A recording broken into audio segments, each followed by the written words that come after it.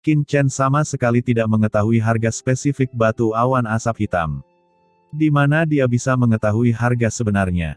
Dia hanya bisa mengepalkan tinjunya dan berkata, saya mendapatkan batu awan asap hitam ini secara kebetulan. Hari ini, sementara semuanya ada di sini, saya ingin menjualnya dengan harga bagus. Soal harga, saya sendiri tidak akan memberitahu harganya, jika dilihat dari kutipannya, saya hanya akan menjualnya ke yang memiliki harga tertinggi, dan hanya kristal kosmik kelas menengah. Aku akan memberimu 300 kristal kosmik kelas menengah. Begitu Qin Chen selesai berbicara, seseorang segera mengajukan penawaran. Qin Chen tiba-tiba terkejut. Dia tidak menyangka harga batu awan asap hitam begitu berharga. Yang pertama dikutip adalah 300 kristal kosmik kelas menengah, yang sedikit lebih mahal dari yang dia kira. Terlepas dari apakah ada yang menaikkan harga, dia puas. Namun sebelum suaranya benar-benar mereda, seseorang di sampingnya dengan sinis berkata, beraninya kamu membeli batu awan asap hitam hanya dengan 300 kristal kosmik kelas menengah. Aku akan memberimu 500 kristal kosmik kelas menengah. Tunggu sebentar, aku akan memberimu 600. Sebuah suara dingin menyela diskusi di sekitarnya. Semua orang mendongak dan melihat seorang pria kurus bermata elang berjalan mendekat. Melihat orang ini, wajah orang lain di sekitarnya terlihat panik. Itu Raja Elang Hitam. Dia sebenarnya ada di sini juga. Pria ini dikabarkan sangat kejam, jadi lebih baik jangan berdebat dengannya. Ucap banyak orang berbicara diam-diam dan menyingkir. Semuanya, aku menyukai batu awan asap hitam ini. Setelah Raja Elang Hitam mengatakan ini, dia memandang orang-orang di sekitarnya dengan mata dingin. Di bawah tatapannya, dua orang yang sebelumnya mengajukan penawaran menundukkan kepala. Raja Elang Hitam ini orang gila, dan tidak perlu menyinggung tuan seperti itu demi sepotong batu awan asap hitam. Ini adalah 600 kristal kosmik kelas menengah. Bawakan batu awan asap hitam. Ucap Raja Elang Hitam mengeluarkan cincin penyimpanan dan berkata dengan dingin, matanya tertuju pada Qin Chen, dan matanya seperti pisau yang menusuk Qin Chen. Qin Chen mengerutkan kening. Penampilan pihak lain membuatnya merasa tidak nyaman, tetapi tempatnya adalah untuk penawar tertinggi, jadi Qin Chen tidak akan menantang pihak lain dalam masalah ini. Mendapatkan kristal kosmik kelas menengah adalah cara yang harus dilakukan. Tepat ketika Qin Chen hendak membuat kesepakatan, saya akan menawarkan 1000 kristal kosmik kelas menengah. Suara acuh tak acuh datang. Pria dengan syal di wajahnya dan tingkat kultivasi yang samar-samar datang dan menawarkan 1000 untuk pertama kalinya. Sulit untuk mengatakan apakah batu awan asap hitam bernilai 1000 kristal kosmik kelas menengah, tetapi semua orang tahu bahwa tidak mudah bagi seseorang yang berani mencuri sesuatu dari Raja Elang Hitam. Begitu Qin Chen memandang pria ini, dia tahu bahwa budidayanya pasti telah mencapai puncak transenden setengah langkah, dan dia hanya selangkah lagi untuk memasuki keberadaan transenden. Dia sudah sangat puas dengan 1000 kristal kosmik kelas menengah dan tidak ingin terus menjualnya. Namun wajah Raja Dharma Elang Hitam langsung menjadi gelap, ia memandang pria itu dan berkata dengan dingin, sobat, apakah kamu tidak memberiku wajah Raja Dharma Elang Hitam? Pria bertopeng hitam di wajahnya memandang Raja Dharma Elang Hitam dengan dingin dan mencibir, wajah diperoleh sendiri, bukan diberikan oleh orang lain. Jika Anda memiliki kemampuan, bayar saja harga yang lebih tinggi, atau tutup mulut. Wajah Raja Dharma Elang Hitam menjadi gelap, aura mengerikan melonjak dari tubuhnya, dan pria bertopeng tampak acuh tak acuh, dan memandang Raja Dharma Elang Hitam dengan jijik, aura mengerikan melonjak dari tubuhnya lagi, dua gelombang nafasnya bertabrakan dengan keras di kehampaan, membentuk badai yang mengerikan. Raja Dharma Elang Hitam mengerutkan kening, jelas merasa bahwa pihak lain itu tidak sederhana. Dia menoleh untuk melihat ke arah Qin Chen dan berkata dengan dingin, Tuan, sayalah yang mengajukan penawaran terlebih dahulu. Jika Anda percaya, saya juga bersedia memberikan 1000 kristal kosmik tingkat menengah, tetapi saya tidak memiliki banyak kristal kosmik tingkat menengah untuk saat ini. Saya akan memberikannya kepada Anda ketika saya kembali, dan saya bahkan dapat memberi Anda lusinan lagi. Maaf, saya tidak punya peraturan kredit di sini. Setelah Qin Chen berkata dengan jelas kepada Raja Dharma Elang Hitam, dia menoleh ke pria bertopeng dan berkata, bayar 1000 kristal kosmik kelas menengah, dan batu awan asap hitam akan menjadi milikmu. Pria bertopeng itu melirik ke arah Qin Chen dan melemparkan ruang penyimpanan langsung ke Qin Chen.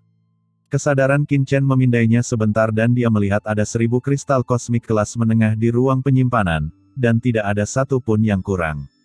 Dia segera mengeluarkan batu awan asap hitam dari batasannya, memasukkannya ke dalam kotak giok, dan melemparkannya ke pria bertopeng.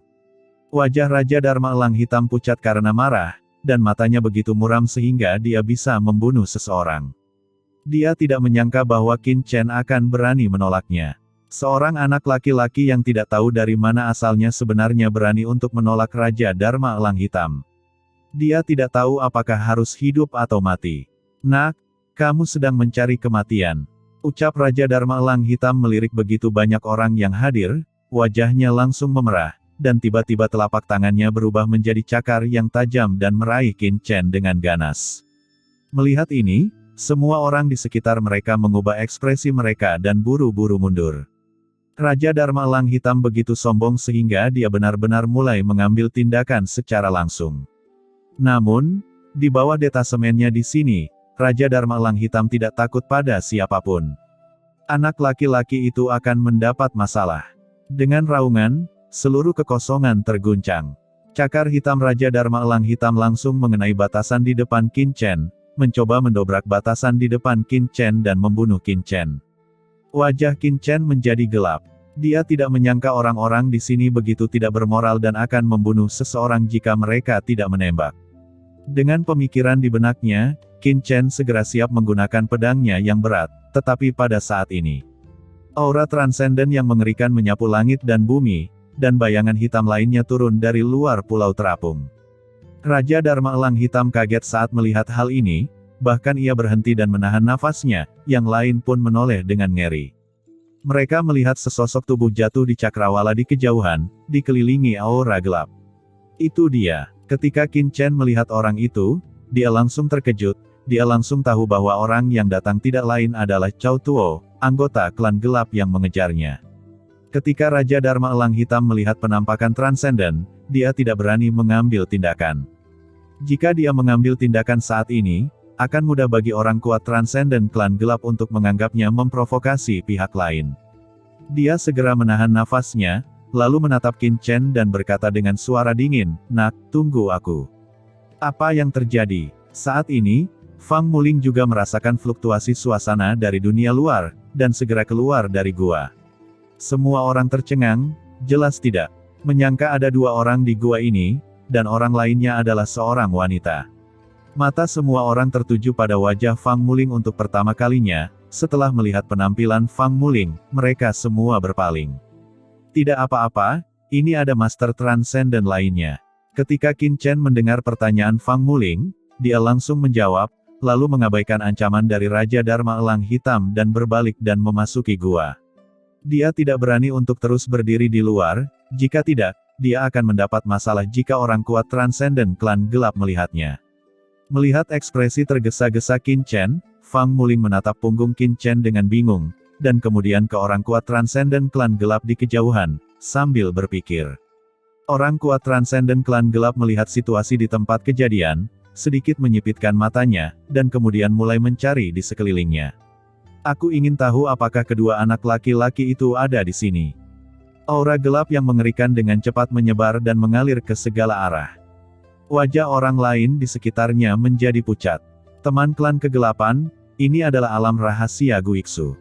Sekarang alam rahasia telah terbuka, tidak perlu membuat keributan seperti itu kan. Suara gemuruh terdengar, itu adalah suara Dewa Yuandao. Dewa Yuandao, gumam pria kuat Transcendent klan gelap mengerutkan kening dan melirik ke pihak lain. Ini adalah detasemen kultivator biasa di lautan kosmik, yang juga cukup terkenal. Dia mendengus dingin dan hendak berbicara ketika aura Transcendent lain perlahan naik, menyebabkan mata pria kuat klan gelap sedikit menyempit. Dia melirik ke gua tempat pria berambut abu-abu itu berada sebelumnya dan berpikir sejenak. Lalu dia berbalik berkeliling dan berjalan menuju sebuah gua di dekatnya. Orang di pintu gua buru-buru meninggalkan tempat itu tanpa menunggu pria kuat klan gelap berbicara, dan segera memberi jalan. Pria kuat Transcendent klan gelap langsung menduduki gua ini dan masuk. Semua orang merasa lega. Klan gelap. Di sisi lain, Fang Muling sedang berpikir dan berbalik untuk memasuki gua. Raja Dharma Elang hitam memandang ke gua tempat Fang Muling berada, rasa dingin muncul di matanya, dan dia perlahan berbalik dan pergi. Semua orang pergi satu demi satu dan segalanya dengan cepat kembali normal. Di dalam gua, Fang Muling mendatangi Qin Chen dan bertanya dengan ragu, bukankah kamu baru saja mengatakan bahwa kamu berasal dari klan kegelapan? Pria kuat transenden di luar tadi sepertinya dari klan gelap bukan? Apakah kamu tidak mengenalnya? Ya, saya mengenalnya, tapi dia dan saya bukan dari suku yang sama, dan suku saya serta sukunya tidak saling berhubungan. Jika dia melihat saya, dia pasti akan melakukan sesuatu pada saya. Ucap Qin Chen berdiri, jika Anda merasa ada risikonya, saya dapat berpisah dari Anda. Tapi sebelum Qin Chen bisa mencapai pintu masuk gua, Fang Muling tiba-tiba menghentikannya, haruskah aku melepaskanmu lagi? Qin Chen tertegun dan melihat ke pihak lain. Kamu adalah pengikutku sekarang. Aku tidak peduli apa yang harus kamu lakukan dengan pria kuat klan gelap itu.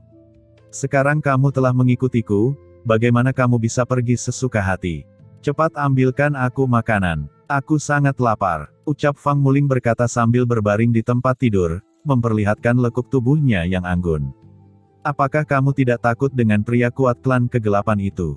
Jika dia melihatku, dia pasti akan menyerangku, dan mungkin dia akan menyerangmu juga. Ucap Qin Chen berkata dengan ragu. Itu hanya seorang master detasemen. Aku tidak akan takut. Jangan khawatir, aku akan melindungimu.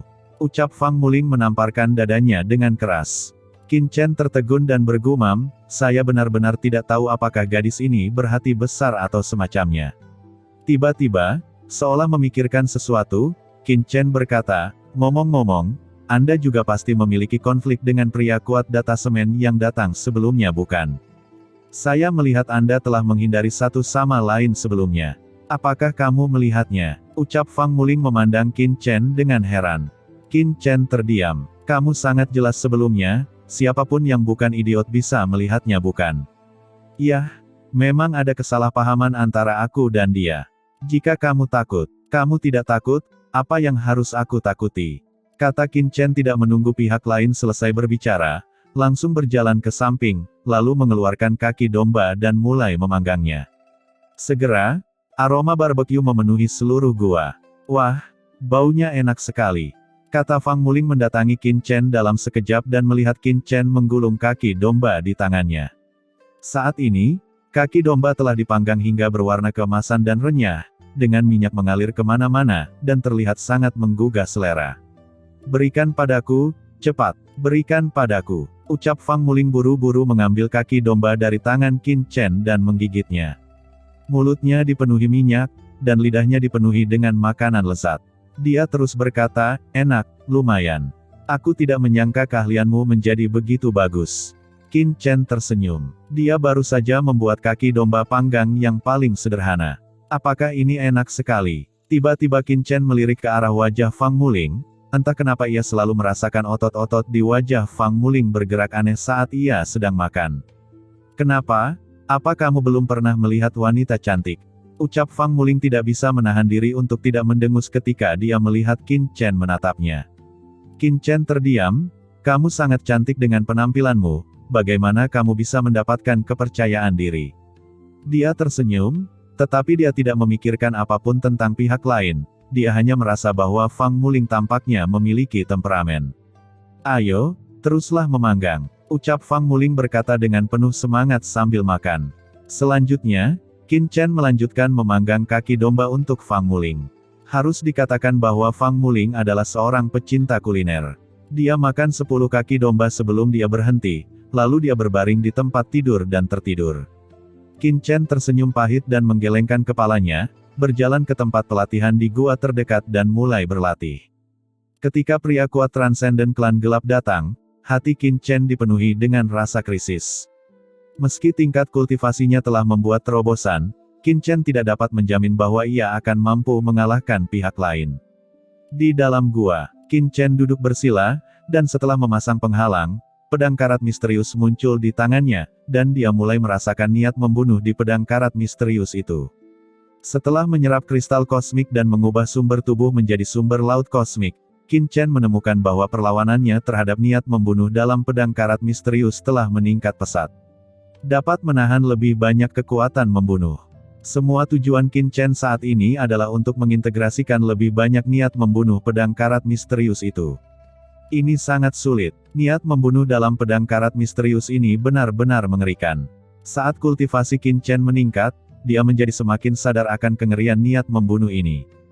Jika bukan karena keterampilan pedang yang diajarkan oleh ibunya, dia mungkin tidak akan mampu mengintegrasikan niat membunuh yang mengerikan dalam pedang karat misterius ini.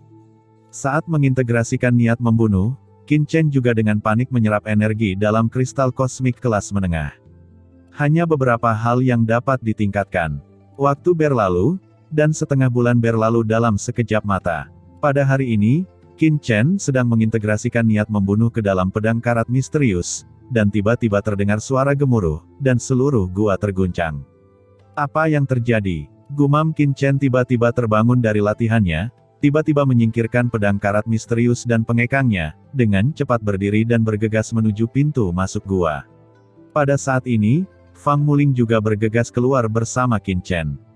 Di luar gua, segera setelah Qin Chen dan Fang Muling keluar, mereka melihat pusaran air besar di tengah pulau terapung bergetar dengan cepat, dan pada saat yang sama sebuah lorong kosong muncul darinya.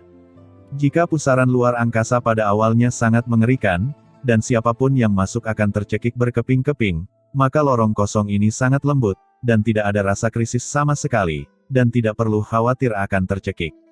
Alam rahasia Guiksu telah terbuka. Melihat adegan ini, Fang Muling berkata dengan semangat. Pada saat ini, orang-orang kuat yang tak terhitung jumlahnya di seluruh pulau terapung yang melihat perubahan ini menjadi bersemangat. Mereka telah menunggu lama di sini, hanya menunggu alam rahasia Guiksu terbuka, dan sekarang akhirnya terbuka. Ayo cepat masuk, teriak banyak orang yang terkejut dan bergegas menuju pusaran di langit satu persatu. Dalam sekejap, sosok yang tak terhitung jumlahnya melonjak ke langit. Qin Chen melirik ke gua-gua di tengah pulau terapung. Pria kuat transenden klan gelap ada di gua itu sebelumnya, tetapi sepertinya dia belum pernah melihat mereka pergi. Jika mereka masih di sini dan Qin Chen bergegas dengan gegabah, dia mungkin ditemukan. Ayo, masuk juga. Saat Qin Chen tenggelam dalam pikirannya, Fang Muling menarik Qin Chen menuju pintu masuk alam rahasia. Qin Chen ragu-ragu sejenak, tetapi masih mengikuti. Meskipun pria kuat transenden klan gelap sepertinya belum memasuki alam rahasia, tetapi sekarang alam rahasia telah dibuka, semua orang bergegas menuju alam rahasia dengan gila-gilaan. Jika dia tinggal di sini, dia akan lebih mungkin untuk ditemukan. Qin Chen dan Fang Muling sangat cepat, menyatu dengan kerumunan dan bergegas menuju pusaran air di tengah pulau terapung. Tetapi pada saat ini, Qin Chen tiba-tiba merasakan sesosok tubuh tiba-tiba bergegas ke arahnya tidak jauh. Sosok ini sepertinya sedang menuju ke arahnya, memancarkan niat membunuh yang ganas. Saat berikutnya, Qin Chen tiba-tiba merasakan niat membunuh yang kuat tetap ada. Qin Chen langsung berbalik dan melihat seorang pria dengan wajah seperti elang menatapnya dengan dingin, dengan jejak niat membunuh yang menghina jauh di dalam matanya. Bersama dengan niat membunuhnya, 3 jarum ajaib virtual tiba-tiba meledak ke arah tubuhnya. Dalam sekejap, 3 jarum ajaib virtual telah sampai di pinggangnya.